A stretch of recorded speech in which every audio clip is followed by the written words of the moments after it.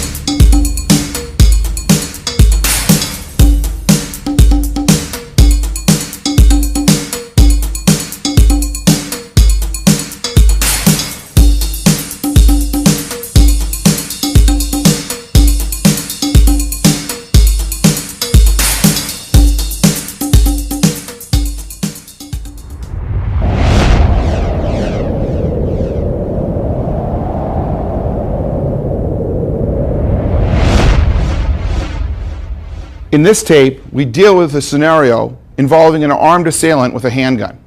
The assailant is posing an imminent threat to the life of the defender. It's important to note that this is a very high level of danger. Cooperation with the assailant, if that will save you, that's what we recommend doing. But it's a well-accepted fact that victims of violent crime often cooperate with their assailant. Give up the watch, give up the wallet, give up information. And they're still assaulted, they're still shot, they're still killed. We want to be able to give you the tools to succeed, to survive the violent encounter. But that does not ignore the opportunity we may have to cooperate and flee the scene without any conflict. If you feel your life is in danger, or the life of a friend or a family member, you should have the knowledge that we're going to give you in these tapes to survive the encounter. Now, as in all areas of Krav Maga, we always look at what the danger is for a particular self-defense exercise. We analyze what is the danger, how do we remove it, how do we deal with the attacker, how do we end the conflict and leave when it's safe to do so and when it's appropriate to do so. It's no different with a firearm. What's the danger with a firearm? Being in the line of fire at the time the weapon is discharged. It is important to note, though, that distances are crucial. At a great distance, your option may only be to seek cover if someone is trying to fire at you. At a close distance, and how do I define close? At a range within your reach or just immediately beyond your reach. We can function with defensive techniques to eliminate the threat, to control the weapon, and to disarm the assailant. The exercises that we're going to perform for you deal with threats that are issued from the front, from at a diagonal angle, from the side in front of the arm, at the side behind the arm, and to the rear of the defender. These exercises are our basic exercises for handgun defense. Other tapes will deal with more varying scenarios. It's also important that we comment here on the stress level in the exercises. It's very, very, very crucial that your training regimen includes stressful scenarios so that you will be familiar with how to function under stress in a real-life situation. And of course, any training scenario involving defending against an assailant armed with a handgun must include scenarios that are stressful. Slapping, punching, pushing, screaming, yelling, things that would simulate like a takeover robbery or some type of very, very hostile, aggressive action against the defender. What is our approach? Our approach is 4 steps in any gun defense. Number 1, we must redirect the line of fire. In other words, we must make a defense. How is that defense made? Well, it's made first of all by moving either the gun or the hand holding the gun. In addition, when we redirect the line of fire, we want to combine moving the target with actually moving the weapon. So those two things, a body defense and a hand defense, generally combine to make or create an overall earlier and more complete defense. Secondly, it is very important that we don't just redirect the line of fire and move the target, because that means maybe we only missed the first shot. We're concerned with danger in all its potential. If it's a semi-automatic weapon, the weapon itself may be armed with 4, 5, 10, or 11 more shots. So we must control the weapon so that the line of fire never comes back on us. 1, redirect the line of fire, including a body defense. 2, control the weapon so that the line of fire can never return on us. 3, we must realize that the gunman who has the weapon in his hand, who feels all the power in the world is in their hands. Once you have defended, they will be fighting for their lives too. So stage number 3 is to attack the gunman with determination, very aggressively. We are fighting for our lives, and we must not forget that. Stage 1, redirect.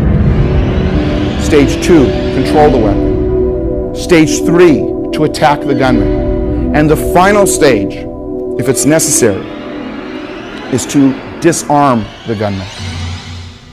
So in any exercise, we have 4 principles that are operating: the defensive principle, the control principle, the counterattack principle, and the disarming principle.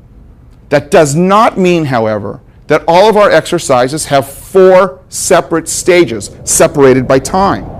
In fact, most of our exercises are performed in fewer than 4 stages, and the way the 4 principles are covered is that they are occurring simultaneous to one another in the exercise. When you analyze gun defenses, it's key in understanding the exercises to understand the difference between a detectable movement and a movement that is very hard to detect. One of the things that we're attempting to do in all of our gun defenses, and the thing that we accomplish, is that we're training people to react in the least detectable movement. The defense is made in the shortest possible line. And when the gun is removed from the target area, it is also removed in the shortest line off the body. People would sometimes analyze a gun defense or a moving of the hand, measuring the defensive movement against merely pulling the trigger. That analysis is flawed. That analysis would mean that any defense would not be effective against this type of scenario. And the truth is, defenses can be made against a live handgun. Why? If the defensive movement can be so long and all the assailant has to do is pull a trigger, how possibly can gun defenses work? Because there is a lag time, a space in time, separating the initial movement of the defender and the recognition and identification of that movement by the assailant. The gun defense should be complete by the time it registers in the brain and the brain analyzes, the assailant's brain analyzes that there's been an aggressive defensive move made to thwart the attack. Now, what is very, very important to remember is that all of our movements, again, must be made as small as possible, as inconspicuous as possible, without winding up, without stepping, without leaning, without telegraphing the defensive movement. Also, tactical considerations are taken advantage of. If there is an order, for instance, by an assailant to a victim, put up your hands, that assailant is expecting movement from the hands. And that would be the time to make the defense. You will see a number of situations where we take advantage tactically of the scenario that the assailant has laid out for us. But remember, always make the least detectable movement in the shortest distance possible to the weapon, create the earliest defense possible with movement, and also remove the line of fire from your target area, from you, in the shortest line off the body. In looking at the frame of the gun on a revolver, we note that the barrel extends beyond the cylinder. The cylinder basically houses the rounds of ammunition. The casings and the projectiles are contained within each hole in the cylinder. And as the trigger is pulled on the weapon itself, the cylinder will rotate and place a fresh shell in front of the hammer of the gun. The hammer of the gun is what I'm pulling back on right now with my thumb. As the hammer falls, it hits the round, which causes an explosion, which propels the round down the barrel in a spinning type of action and through the air. What needs to happen for the gun to fire again is for this cylinder part to rotate, to put a fresh round in front of the hammer. Generally speaking, if we are grabbing the frame of the gun as part of our defense, some portion of our hand is likely to be grabbing the cylinder, which prevents the cylinder from rotating and thus prevents another round from being placed in front of the hammer and firing. Now, although this is not what we count on by any means for a defense, this does occur, and we need to understand that. Do we still treat the gun, once we've made the defense, even if we're grabbing the cylinder, as if it could be fired? Absolutely. But it's important to understand the mechanics of the gun that we're dealing with. Let's now talk about a semi-automatic weapon. In this position, we deal with the semi-automatic weapon. From here, it is a flatter gun. Revolvers are often referred to as a wheel gun because of the cylinder. A semi-automatic gun is often referred to as a flat gun. And what's the distinction? Is that there is a space for a magazine. That magazine is loaded with rounds of ammunition. That magazine is placed up into the grip or handle of the gun, and there is a slide at the top of the weapon that can be activated. That activation takes the first round at the top of the magazine and places it ready to be fired in front of the hammer of the weapon. In this situation, if we grab the slide area of the gun in a defensive motion, if we grab the slide area of the gun in a defensive motion, the slide will not be able to cycle another round because the slide will be restricted in movement, which will prevent it from cycling another round to be fired. Now, in discussing the two types of weapons, generally the semi-automatic handgun and the revolver, we have shown you real weapons. We do not use real weapons in the training. A number of accidents occur every year, people training with real guns and gun disarming techniques, resulting in death or serious bodily injury to the participants. Even on a law enforcement level, accidents occur. We do not train in gun disarming techniques with live weapons. What we do, however, is we work with a safety gun that is realistic in every respect to a real gun. This is the ASP Red Gun. This manufacturers weapons in all different shapes and sizes for just about every weapon, according to the specifications of the gun, according to the weight of the gun. It feels real, and it is not, of course, capable of being fired. This is a safe, realistic weapon, and this is the weapon that should be used for gun disarming training. To be absolutely clear, never use real guns for training purposes. Even if you feel that the gun is unloaded, we stay away from real guns. We use safety training guns. The ASP Red Gun is what should be used for absolutely safe training.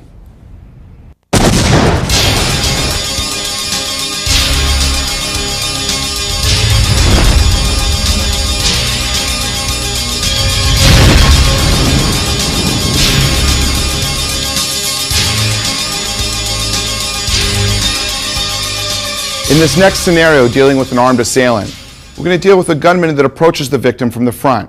This is common because in many street crimes, such as an armed robbery or an assault that arises out of some type of an argument, the attacker approaches the victim from the front to give orders or demands or to intimidate the victim. Remember, the gun can be presented at varying distances and at varying heights.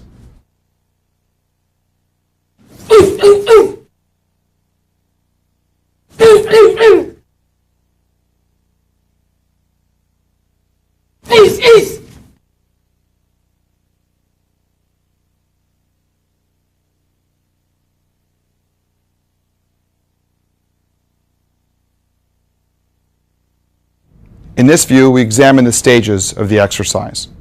In the first stage, Marnie is redirecting the line of fire while making a body defense. It's extremely important to note that this first defense is led by the hand. The hand defense leads the body defense.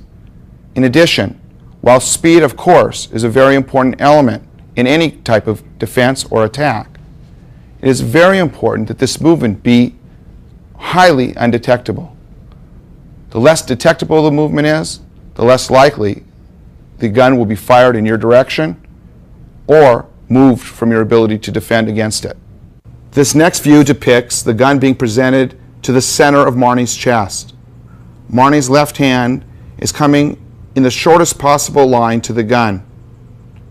She's redirecting the line of fire.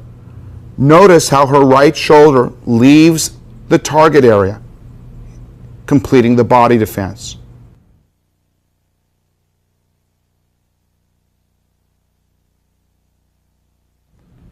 The redirection occurs by the hand coming to the side of the gun and taking the gun off parallel to the ground. The gun is caught and taken down so that the gunman will not be able to pull back on the gun, returning the line of fire to the defender. In addition, because the weight is on the gun is restricted in movement, so the line of fire cannot be turned back on us. Marnie can make attacks with her weight both on the gun and in her punch. From this position, her hand slides along her body, remaining out of the line of fire, to the hammer portion of the gun. A sharp leverage is created on the gun, and the gun is removed from the trigger finger at a 90-degree angle. Marnie can leave the scene once she secures the firearm. We'll examine and break down the various portions of this defense, dealing with the gunman from the front, for teaching purposes. First, Marnie is going to raise her left hand to redirect the line of fire. Notice the positioning of her hand with the thumb down. This will allow the gun to go off in a straight line. Marnie's hand will approach the gun from the side of the gun. This is to ensure that the gun is not raised or lowered in a diagonal line, which would be longer along her body. The longer the line is, the line of redirection, the longer the gun will remain on the defender. It's important to take the gun off in the shortest distance possible. Also note that Marnie is making the most direct line to the gun. There's no swinging of her arm. There's no leaning in her body that precedes or telegraphs the defensive movement. The next stage is Marnie making the defense and grabbing the gun and straightening her arm.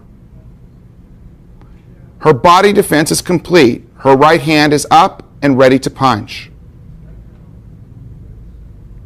At this point in time, the third stage occurs. After grabbing the gun and redirecting it, Marnie steps and enters with her weight on the gun. Marnie steps beyond the front foot of the threat of the attacker.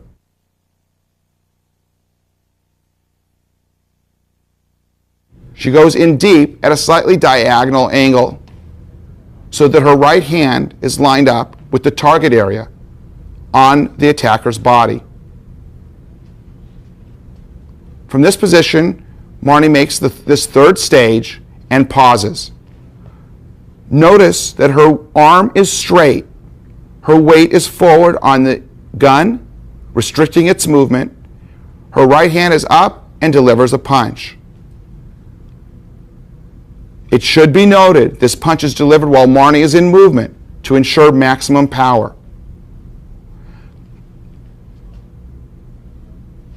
The fourth stage from this position, after the punch or punches, Marnie will take her right hand along her body, keeping it out of the line of fire, bringing it to the hammer area of the gun. The right hand will pull on the hammer area of the gun sharply.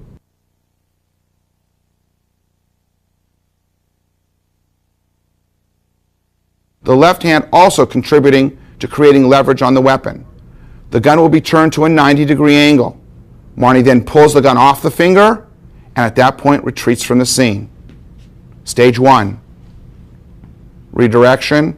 Stage 2, redirection and catching. Stage 3, stepping in and punching. Stage 4, taking the gun and leaving the scene. Consistent with all of our principles in Krav Maga, it is important that we have a technique that can be applied in varying circumstances. Here you see the gun was actually touching Marnie's chest. Also, the gun can be placed at an intermediate range aimed at the chest. It can be placed at a rather far distance aimed at the chest. Of course, the gun could be placed in the middle of the torso, touching, intermediate range, further distance, at the stomach level, touching, intermediate range, further distance. It is also possible for the gun to be placed touching the head.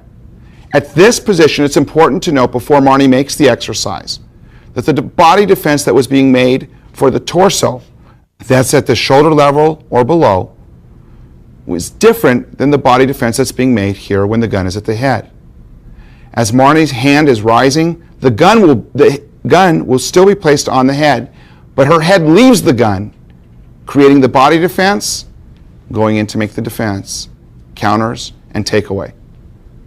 That was with the gun touching. The gun could be placed at an intermediate range at the head.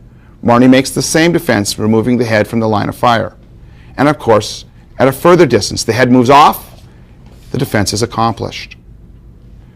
This allows one principle, our gun defense from the front, to apply to a variety of circumstances. This enables people to be brought to a high level in a relatively short time. In addition, it is possible that the gunman holds the gun in two hands. The same defense can be applied. The same takeaway also can be applied.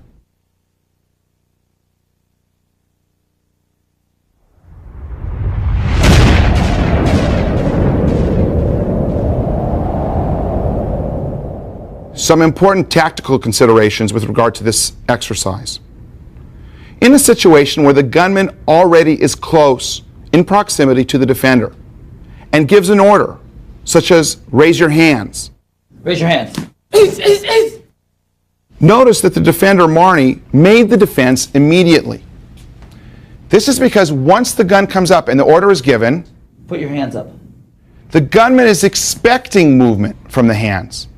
And it is virtually impossible to tell the difference or discern the difference between one raising their hands and one making the gun defense. If Marnie were to raise her hands high upon this order, her hands would be at a disadvantage. Why? Because in this up position, Michael's peripheral vision, as the attacker, could pick up on the defensive movement more easily. In other words, the movement or the defense would be more detectable from this vulnerable position. However, if the gunman was at a distance, and at a distance orders the defender to raise their hands, put your hands up. There's little choice, and the hands have to come up. However, if you notice Marnie's movement, she did not raise her hands and separate her hands by a great distance. She plays the role of a victim and tries to put her hands up in the least threatening possible way But as the gunman comes close, notice how close her hands were in a position to make the defense. Another tactical consideration. In a situation where the gunman presents himself and is close to the defender, it is possible for the defender to be in a stall or to hesitate. It is very possible for the defender at this position to ask a question of the gunman. The reason for this is that if the defender can elicit a response from the gunman, get the gunman to respond to a specific question, the gunman then is concentrating on the response and not pulling the trigger. What do you want? Give me your purse. In this particular situation, the defense was made as the defender asked a question and the response was first being made. In my experience as a prosecutor, we've seen a change in how a gun is presented during street crimes, such as armed robberies.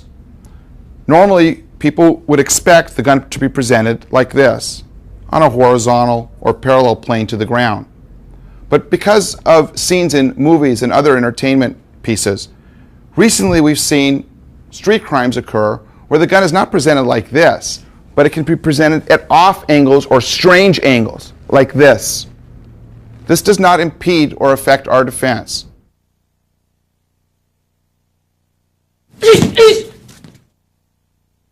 In this exercise, up to this point, you've seen Marnie use her left hand to redirect the line of fire. It's possible that Marnie could be with a companion in the position that I'm in at this present time. If Marnie were to redirect the line of fire using her left hand, it would place her companion in the line of fire. This exercise is interchangeable, meaning that she can use her right hand to make the gun defense, deflecting it away from herself and her companion. In addition, if the gun is placed off a center line position, again, she could use her right hand where appropriate to take the gun off in the shortest distance from the body. This subject area will be covered in more advanced gun takeaway tapes.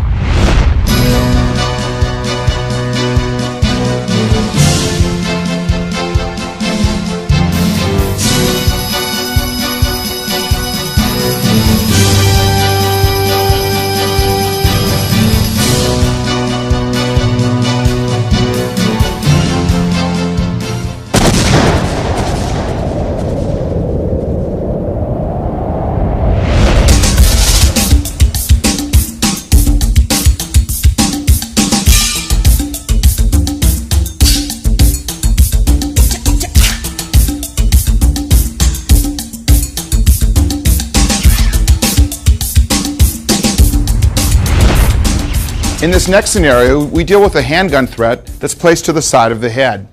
The defensive principles in this particular exercise we've already seen in the gun defense exercises when the gun was placed to the front of the body.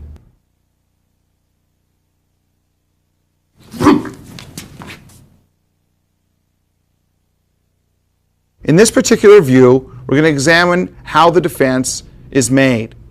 It's made between the hand redirecting the line of fire and the body defense occurring by bringing the head straight back.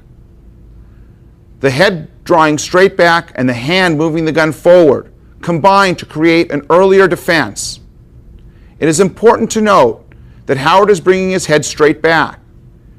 His hand is bringing the gun straight forward. This will ensure that the gun is taken off in the shortest distance. If Howard were to bring the gun in a downward motion, in a diagonal line, the gun would be on Howard's head for a longer period of time. The same is true if Howard were to raise the gun in a diagonal line. If he were to do this, the gun again would be on him for a long period of time. He's going to the gun in the shortest line and taking the gun off his head in the shortest line, removing his head from the line of fire. The timing is the hand leading first and the head going back just before the hand reaches the gun. And now, Howard will demonstrate the exercise.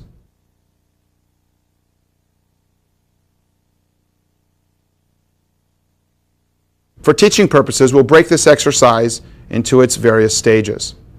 Howard will rotate so you can have a view of the exercise. Stage 1, we practice by simply keeping the head in place and bringing the hand up.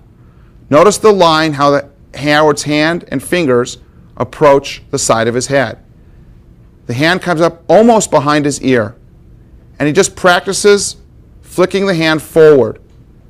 Fingers outstretched, palm forward. This is how the gun will be grabbed. Second stage is just to work on bringing the head straight back.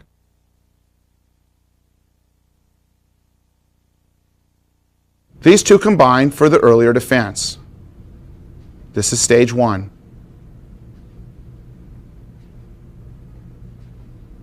From here, the gun will be caught, and from this position, the gun will be brought down as Howard turns his shoulders towards the attacker, stepping and entering to give an attack. Notice how Howard's front hand is straight with weight on the gun. The gun is brought towards the attacker. It is immobilized. From this position, stage 3, is Howard reaching down towards the hammer part of the gun. Howard does not cross the line of fire with his hand. Howard has grabbed the hammer part of the gun and makes the twisting type braking action, pulling the gun at a 90-degree angle off the finger. Stage 1 is the defense and catching. Stage 2 is turning and bringing the gun down, stepping inside. This is a step with a burst. Howard hits the target while he's in motion. Step 3 is to disarm the gunman. Step 4 is to retreat when it's safe to do so.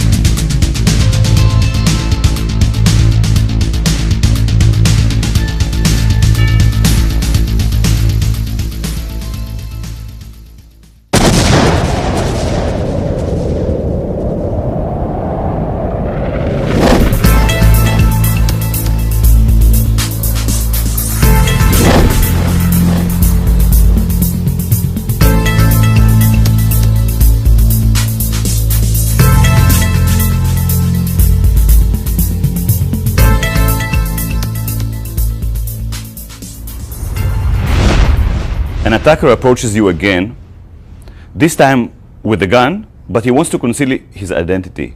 He's smarter. He's coming to you from behind. He places a gun at your back. He wants something from you. Amir will show the technique. Give me a wallet.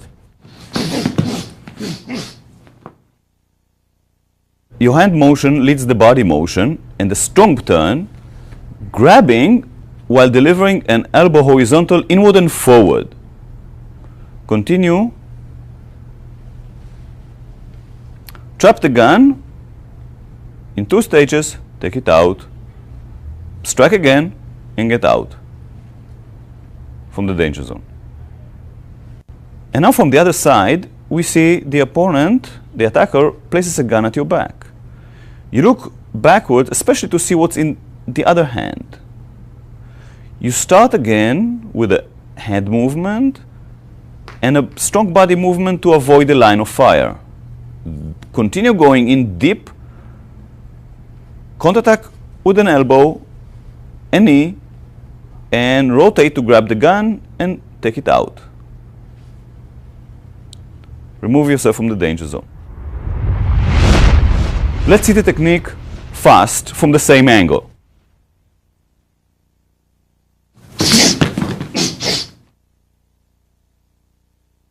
Let's see the technique fast from the other angle.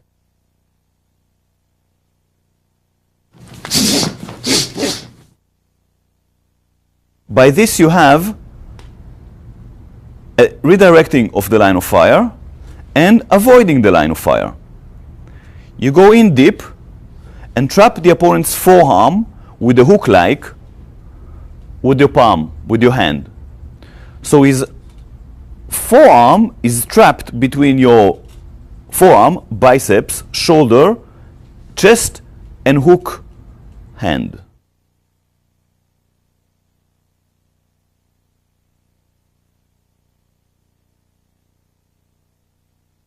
Your elbow is tucked to your ribs strongly to avoid any space that the opponent's hand can be escaped through.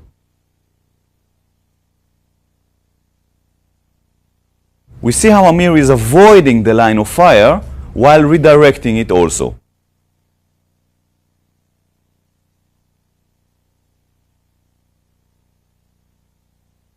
He's trapping the opponent's forearm like a handcuff. It cannot move. After the elbow strike, you give a knee kick. Note that Amir's front leg, his left leg, his advancing leg, is very, very close to John's body.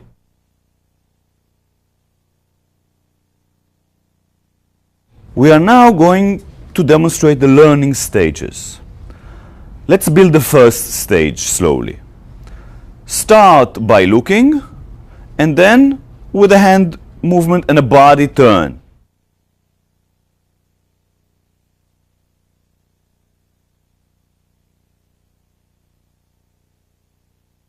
Now we continue, sending the palm of the hand forward while advancing towards the opponent.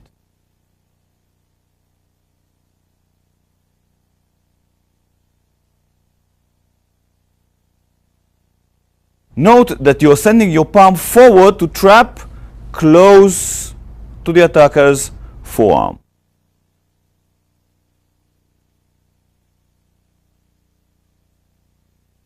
Now we are doing the whole first stage, which is with delivering the strong elbow.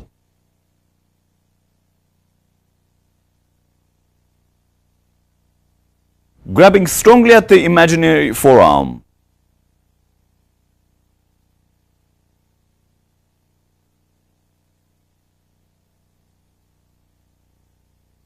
Now the next stage is grabbing and giving a knee.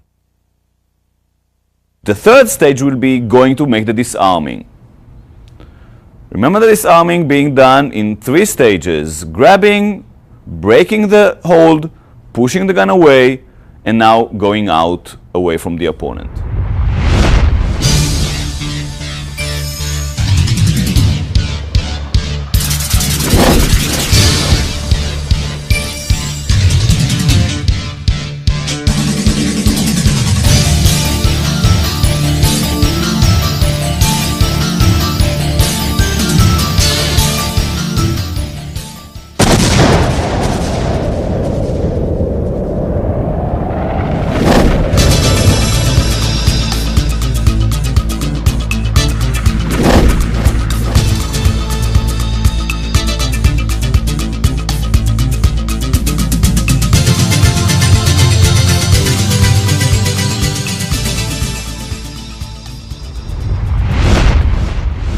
We see now a pistol pressed against your side behind the arm. We see the technique that Michael is performing against Sam. It resembles very much the technique from the back. It's really a variation on it. So you start with a hand movement with the deflection and enter as close as possible to the opponent. You continue with an elbow strike, a knee, other contact as needed, and then disarm and move back.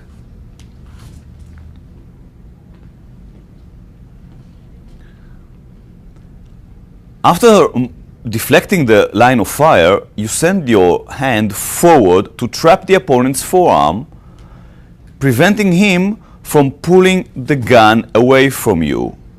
He will not be able to redirect the gun.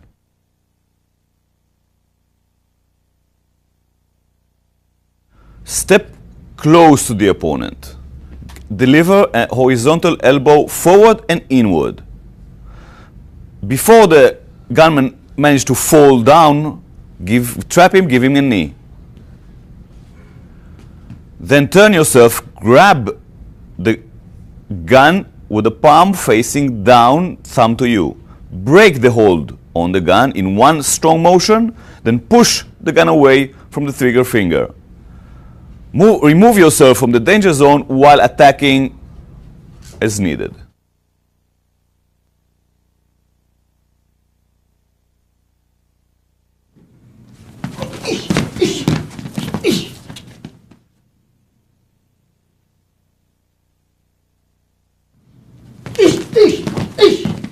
Yes!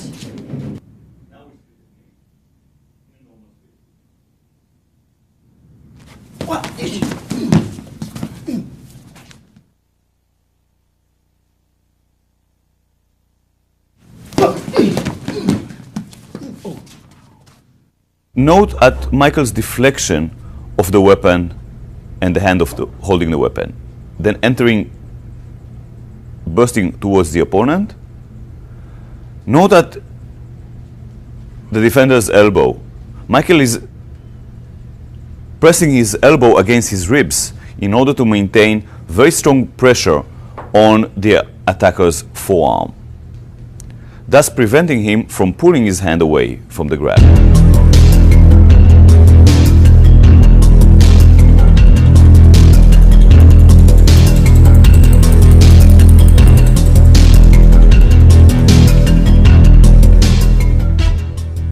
Let us see how the exercise evolves and how we teach you this technique. First, start with the hand movement backwards.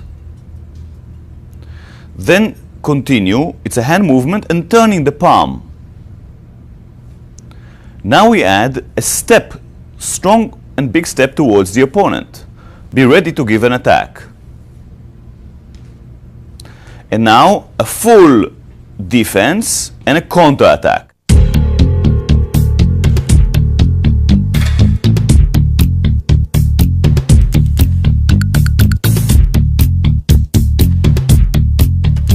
Look, the hand movement, the body movement, the stepping in, counter-attacking with the elbow, then counter-attacking again with the knee.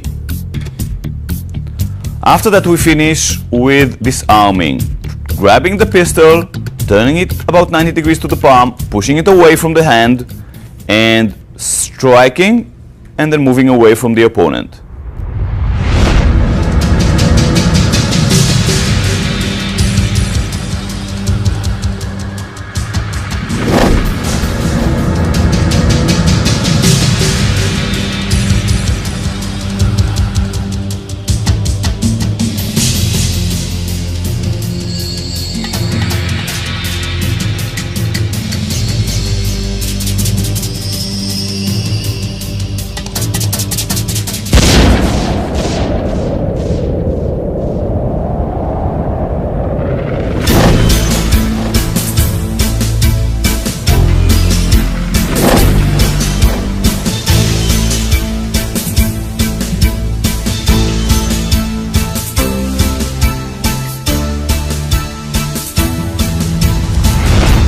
Teaching around the world, I've learned that attackers, they attack in different manners, different ways. A person may approach you with a gun, stick it at the ribs behind your arm, covering the threat so people around will not see that you are being robbed. In some other cases, he may approach you from the side and stick a gun at the ribs in front of the arm. Let us see John presenting the technique that we have against this threat. We see now the hand defense redirecting the line of fire.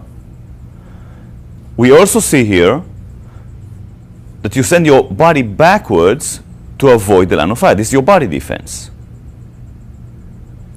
Your right hand comes from close to the body to grab the barrel. Note that two thumbs are high and the fingers are down in the grabs of the wrist, back of the hand, and the grab of the barrel. As John continues with the technique, you see the rotation of the barrel towards the opponent and under his forearm. This will disarm the opponent instantly. Beware not to bring your right hand in front of the line of fire.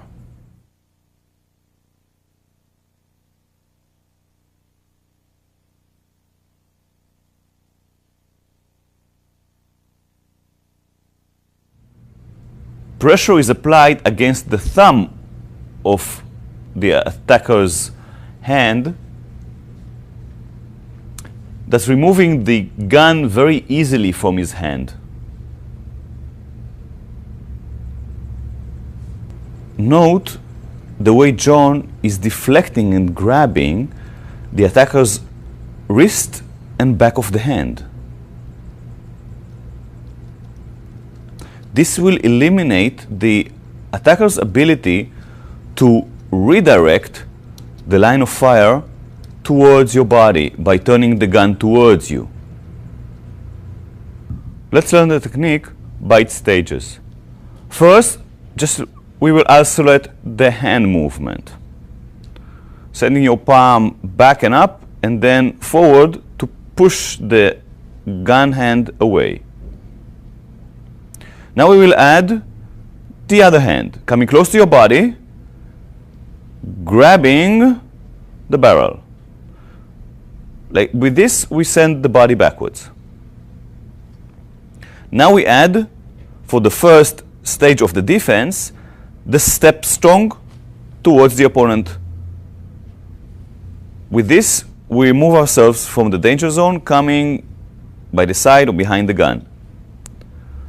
After fulfilling this stage, we go to the next stage, which is turning very strongly, pushing with the right, pulling with the left hand, sending our shoulder towards the opponent's shoulder, the shoulder that the hand is holding the gun.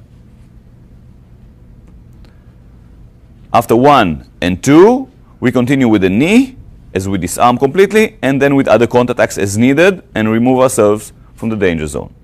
Let us see this again. This is the first phase, the second stage, the third stage, and other counterattacks and move from danger zone.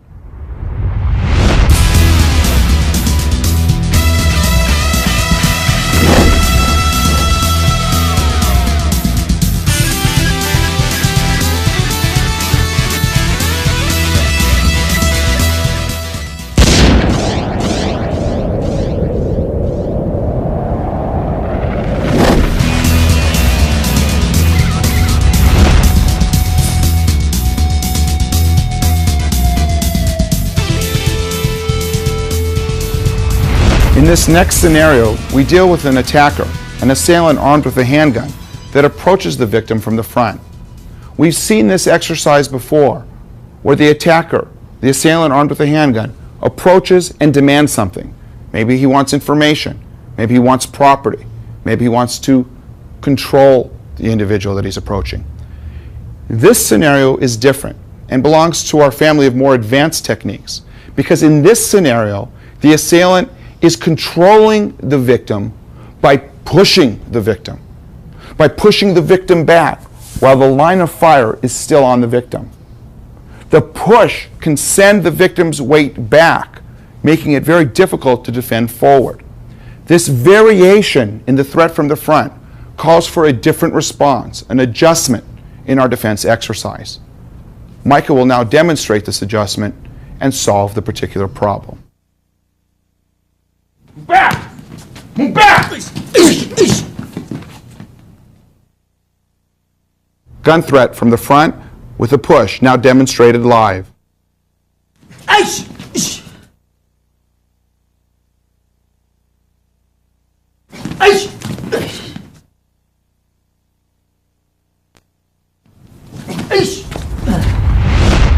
Mike will now only demonstrate from various angles just the redirection of the pushing hand in the smallest possible movement. Michael keeps his hand close to his body as he's turning to make a body defense in relationship to the gun. His hand stays close to his body as he redirects the push just before it reaches him.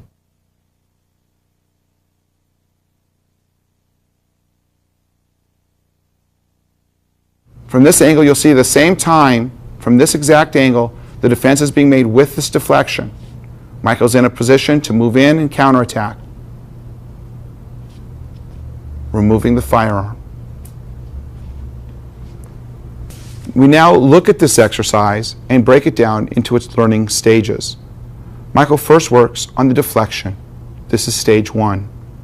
The hand comes up in an outside defensive position and will sweep away the pushing hand. At the same time Michael is making this motion, he makes a body defense. The sweeping motion for the outside defense and the body defense combine to send the hand away. As he is doing that, he's making the regular defense against gun from the front. All of this is stage 1. Because the gunman is likely to have the gun close to his body, stage 2 involves taking the gun down or pinning it against his upper body. Michael steps in, and stage 3 is the counterattack. Stage 4 will be added. Stage 4 will be the disarming technique. Michael removes the gun and leaves. Stage 1, the deflection, the catch of the gun. Stage 2 is trapping the gun against the body of the assailant, stepping in for stage 3 with the punch. Stage 4 is disarming and retreating from the scene. From the side view, 1, 2, and 3, disarming. From the other angle, 1, 2, and 3, disarming.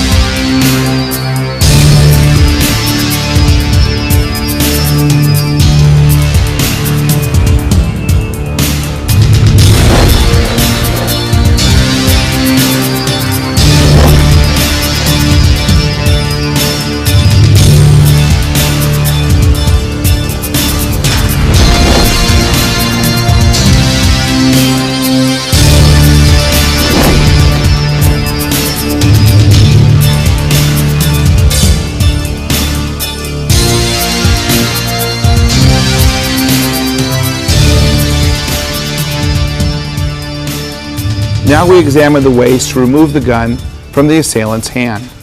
First, we take the example of gun threat from the front.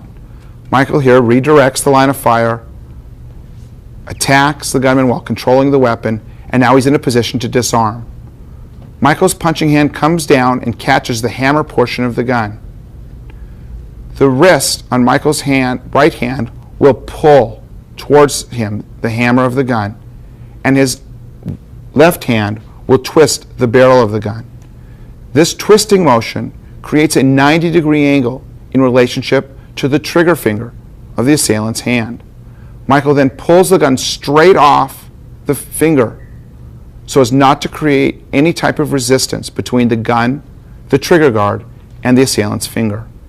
A close-up view of this system of removing the gun from the hand will be shown. The breaking of the hold by twisting the gun, the removal of the gun at a 90-degree angle,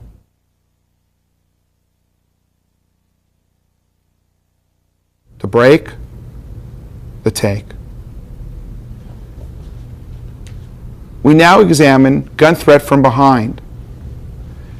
In this position, again, the rotational turn of the body creates the defense.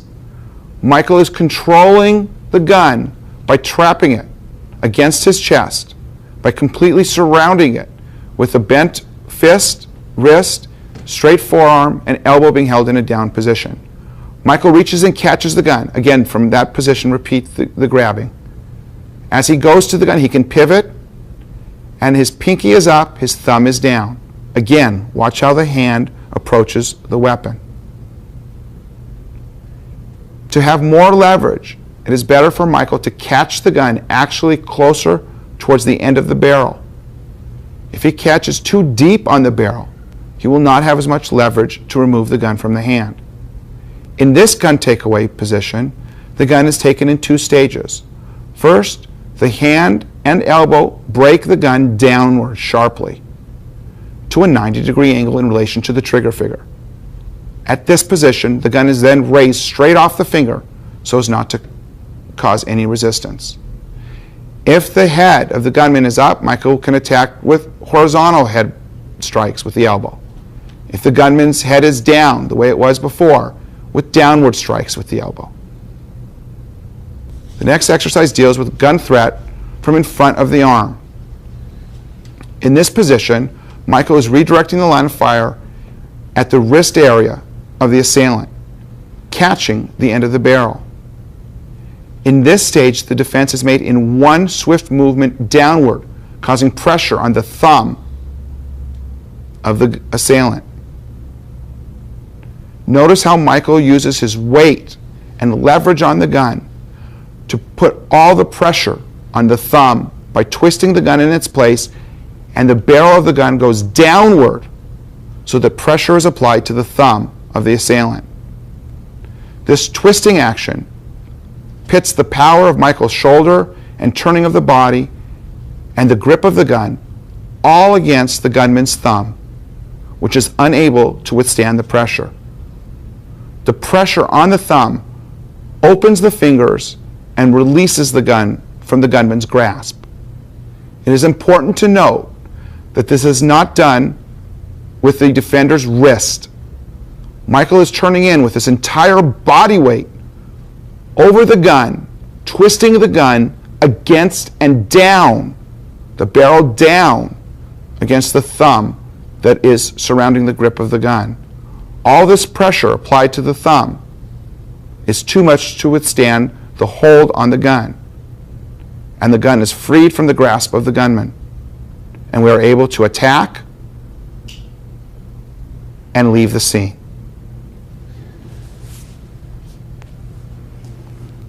We now examine gun defense from in front of the arm when the gun is held in the right hand in front of the right arm of the defender. The defense is essentially the same as we've seen. Michael steps in, but he's stepping into the live side. Examine the grasp on the gun from this position. Michael is turning the gun 1 and then 2 off the finger of the assailant. Because this gun takeaway is not as strong as the others that we've seen, because there is no pressure on the thumb of the gunman. When Michael defends from this position, he is twisting sharply to a 90-degree angle and pulling the gun straight off. It is also possible for Michael to issue counterattacks at the time he's making the disarming. This is to ensure a more rapid defense without resistance. We place the concentration somewhere else on the body rather than in the strength of the hand. But yet, on its own, the leverage that's provided is strong enough to easily remove the gun from the hand. Note where Michael's hand is on the barrel of the gun. The leverage is increased the further out on the barrel that Michael places his hand, in this case his left hand. The other hand pulls in as he makes the twisting motion, slightly downward and back off the trigger finger at a 90-degree angle, removing it from the assailant's grasp.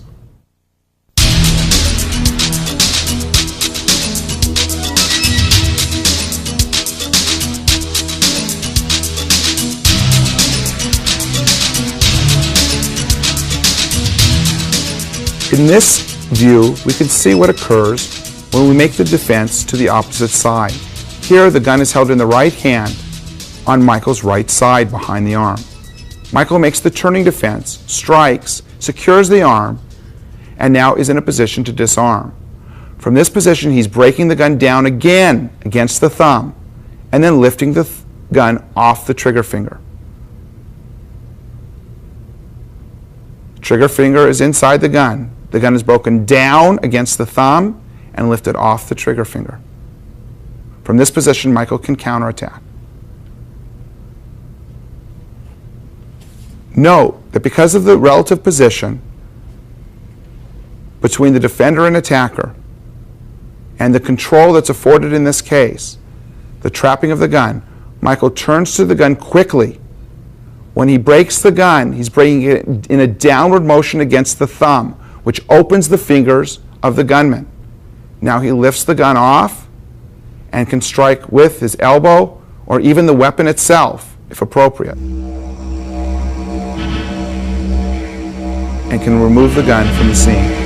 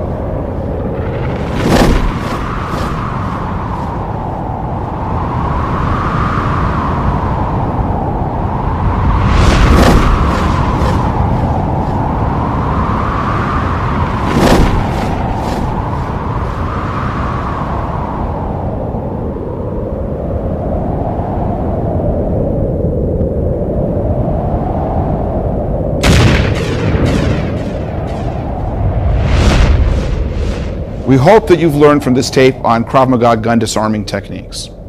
We'd like you to keep in mind a few things. One, safety and training. Make sure you are using only proper safety training devices. Secondly, remember the tactics that have been discussed during this tape. And also remember that this is a very, very high level threat. If you feel during a violent or assaultive type of confrontation that cooperation with the assailant will get you through the danger, will help you to survive, then cooperate. Then do what you're ordered to do in order to survive. There's nothing wrong with that. But if you feel that no matter how much you cooperate, that you're going to be executed anyways, we have given you the tools to survive. These exercises are used by law enforcement, and these exercises have been applied on the street, and they work.